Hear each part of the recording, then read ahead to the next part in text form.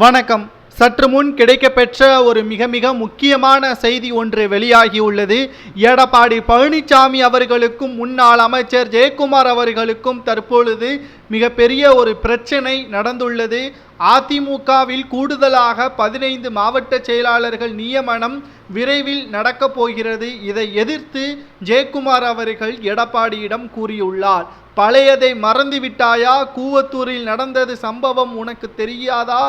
யார் காலை பிடித்து உன்னை முதல்வராக அப்போது பதவியில் அமர்த்தினேன் என்று ஜெயக்குமார் அவர்கள் பழையதை சுட்டி காட்டியதன் காரணமாக எடப்பாடி பழனிசாமி அவர்களுக்கு தற்பொழுது மிகப்பெரிய ஒரு கோபம் வந்துவிட்டது. அதிமுகவில் இரு அணிகள் பிரிவிற்கு காரணமாக இருந்தவர் ஜெயக்குமார் என்பதில் நமது அனைவருக்கும் நன்றாகவே தெரியும்.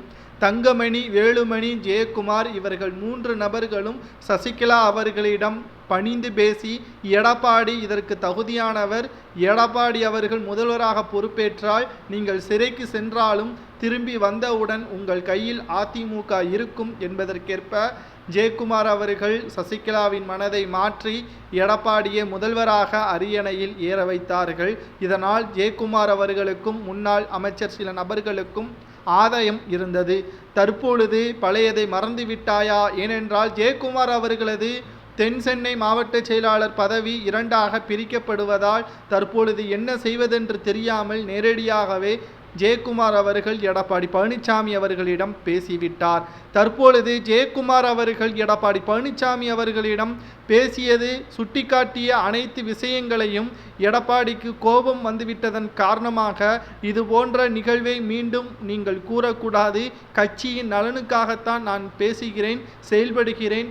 அதற்கு ஜெயக்குமார் அவர்கள் அவசர செயற்குழு கூட்டத்தில் உங்களது பதவியை தக்க வைத்து கொள்ள வேண்டும், பாதுகாப்பு தேட வேண்டும் என்பதற்காக செயற்குழு கூட்டினதை நியாயமா? அதை எங்கு போய் சொல்ல என்பதற்கேற்ப ஜெயக்குமார் அவர்கள் பதிலடி கொடுத்துள்ளார்.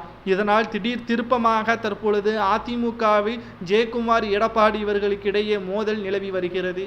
ஏற்கனவே எடப்பாடிக்கும் சி.வி. சண்முகம் மற்றும் வேலுமணி இவர்களுக்கிடையே பிரச்சனை நிலவி கொண்டு இருக்கக்கூடிய நிலையில் எடப்பாடி பழனிசாமி அவர்களுக்கும் ஜெயக்குமார் அவர்களுக்கும் தற்பொழுது பிரச்சனை அதிகப்படுத்தப்பட்டு இருப்பது மீண்டும் அதிமுகவில் சலசலப்பை ஏற்பட்டு இருக்கிறது.